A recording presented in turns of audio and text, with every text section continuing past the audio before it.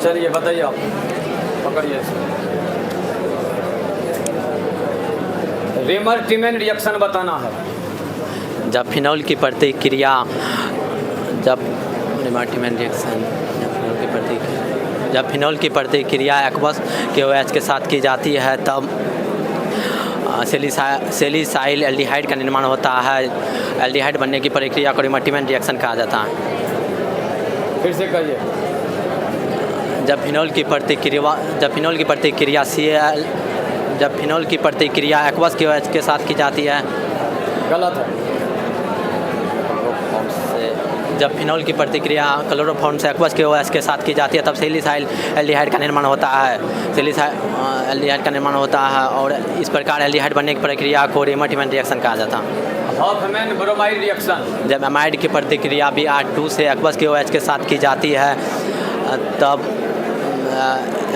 Alkyl amine का निर्माण होता है। इस प्रकार एमीन बनने की प्रक्रिया को हॉफमैन ब्रोमाइड रिएक्शन कहा जाता है। जब एमाइड की प्रतिक्रिया Br2 से एक्वस KOH के साथ की जाती है तब एमीन का निर्माण होता है।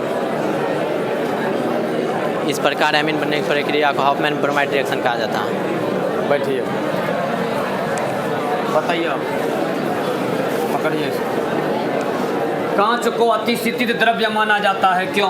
कांच को ठंडा करने पर अधिक कठोर किंतु अंदर से लिक्विड भरा रहता है। ओल्ड बिल्डिंग में ग्लास विंडो का अपर पार्ट थिन था, बॉटम पार्ट ठीक होता है। यही कारण है कि कांच को अतिशीतित द्रव्य कहा जाता है। CD2+ का लवण सफ़ेद होता है, क्यों? CD2+ का लवण सफ़ेद होता है क्योंकि CD2+ का डी ऑर्बिटल कम्प्लीटली फुलफिल होता है, जिस कारण इसमें डी ट्रांजिशन की क्रिया नहीं होती है। बैठिए, आप बताइए, पकड़िए। बताना है संक्रमण तत्व में परिवर्तनशील ऑक्सीकरण अवस्था पाए जाते हैं, क्यों? संक्रमण तत्व ऐसा बता के बोलो। ऐसा संक्रमण तत्व में डी ऑर्बिटल इनकम्प्लीट फिल होने का होता है। साथ ही संक्रमण तत्व में परिवर्तनशील ऑक्सीकरण अवस्था पाए जाते हैं, क्यों? ऐसा संक्रमण तत्व के डी ऑर्बिटल के इनकम्प्लीटली फिल होने के कारण होता है।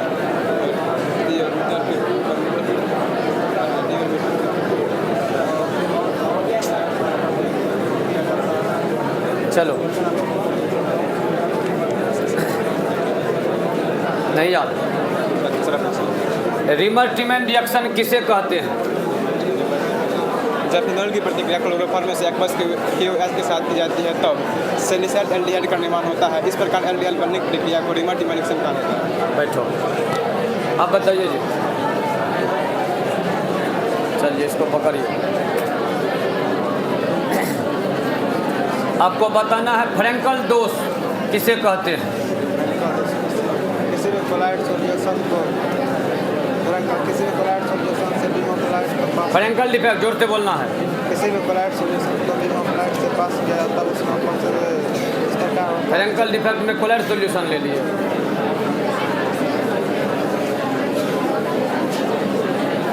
F के इलेक्ट्रॉन बंधुता का मान Cl से कम होता है, क्यों? FCl के बंधुता से क्लोराइड के जोर से बोलिए। FCl से क्लोराइड के नहीं याद। चलिए, बढ़ाइए, हाथ बढ़ाइए।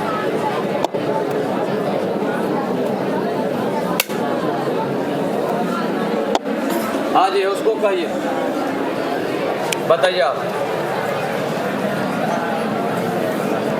पकड़िए इसको। परिसारक दाब को परिभाषित करें। परिसारक दाब अब सामान्य हो जाता है, क्यों? किसी SPM में उपस्थित सॉल्यूशन पर लगाया गया वैसा एक्सटर्नल प्रेशर जो सॉल्वेंट की पार्टिकल के SPM में प्रवेश होने ही नहीं देता है, उसे ही परिसारक दाब कहा जाता है। परिसारक दाब अब सामान्य हो जाता है क्योंकि इसके मॉलिक्यूल में एसोसिएशन और डिसोसिएशन होता है, जिस कारण परिसारक दाब अब सामान्य हो जाता है।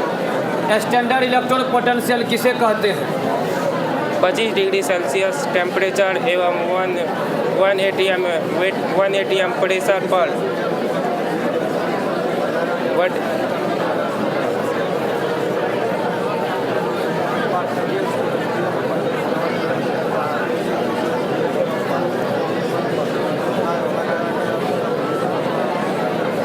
मिथाइलेमिन की क्षारीय शक्ति एनिलीन से अधिक होता है, क्यों? मिथाइलेमिन की क्षारीय शक्ति एनिलीन से कम होता है क्योंकि मिथाइल एमिन में CH3 ग्रुप में प्लस आई ग्रुप प्रेजेंट रहता है, जबकि एनिलीन C6H5 में minus I effect group present रहता है। हमें क्या था कि plus I effect group present रहने पर बेसिसिटी बढ़ता है और minus I effect group present रहने पर बेसिसिटी घटता है, जिस कारण मिथाइलेमिन की क्षारीय शक्ति एनिलीन से कम होती है। N2 का अणु कम क्रियाशील होते हैं, क्यों? N2 का अणु कम क्रियाशील होता है क्योंकि N2 का डिसोसिएशन 941 किलो जूल प्रति मोल होता है, जो अत्यधिक होता है।